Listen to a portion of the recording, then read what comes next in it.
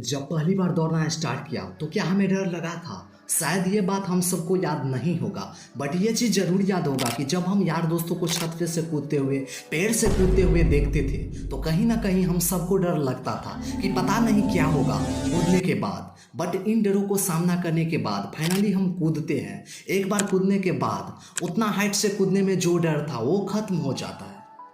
अब यहाँ पे तो डर खत्म हो जाता है, लेकिन हम सब के पेरेंट्स फिर से हमारी माइंड की थॉट को निडर से डर में परिवर्तन करने लगता है।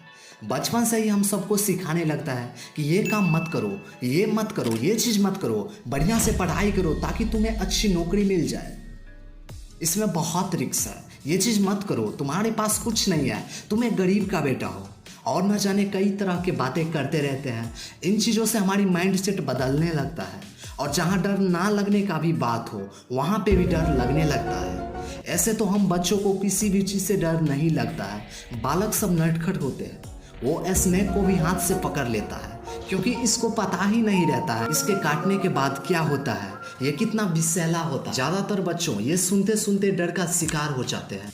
किसी भी चीज़ में फेलियर मिलने के बाद वो इस कारण दोबारा कोशिश करना ही छोड़ देते हैं। तो चलिए कुछ टॉपिक पे बात करते हैं जिससे आप डर का सामना कर पाओगे।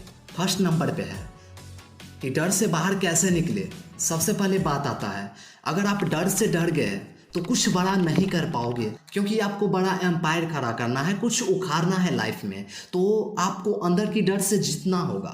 क्योंकि पहली बार आपको किसी भी चीज़ का सामना करने में डर लगेगा। इसमें कुछ प्रकार का डर है, फेलियर का डर, स्विमिंग में तैरने का डर, रिस्क लेने का डर। ये डर ऐसा है कि इसका सामना किए बगैर तुम कुछ नहीं कर सकते, कुछ सीख ही नहीं सकते। स्टेज पे बोलने का डर, 10 आदमी के बीच में बोलने का डर कि कैसे बोले। बाहर हम नॉर्मली बातचीत कर लेते हैं, बट जैसा ही 10 लोगों के बीच में बोलने का बारी आता है तो दिमाग ऑटोमेटिक बंद हो जाता है कि क्या बोले नहीं बोले। और सबसे बड़ा जो डर है वो है बदनामी का डर, कि अगर हम नहीं कर पाए तो ये लोग क्या कहेंगे। अधिकतर लोग इसी डर की वजह से शुरुआत नहीं कर पाते हैं। और दूसरा डर है फेलियर का डर। अगर आप गिरने के बाद भी उठ गए हिम्मत करके, उसके बाद भी उठ गए गिर के, तो समझो आपको आपकी लाइफ में कोई नहीं हरा सकता। आपने अपनी ज़िंदगी की आधी जंग जीत ली है। दोस्तों, बुरे वक्त में डर पे जीतना बहुत मायने रखता है आपको मंजिल तक पहुंचाने में। MS धोनी को आज कौन नहीं जानता है। अगर उसने हिम्मत ना करके, अपने डर पे ना जीत के अपने पापा का बात मान लिया रहता तो आज स्टेशन पे टिकट काटने वाला ही रह जाता। आज उसे कोई नहीं जानता।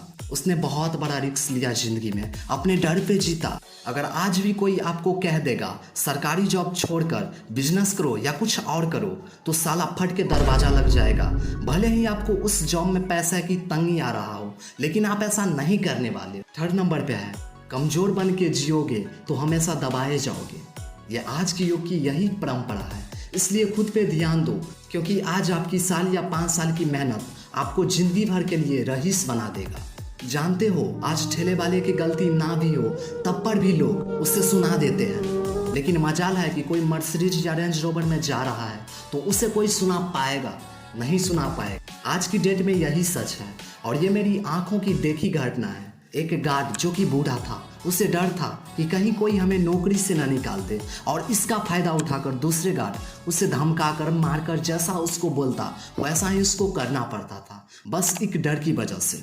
उसे कुछ लोगों ने बोला भी कि तुम अपने ऑफिसर से उसके बारे में कंप्लेन कर दो, तो जानते हो उसने क्या कहा? छोड़ देते हैं, कहीं हमें निकलवा दिया तो हम कैसे रहेंगे।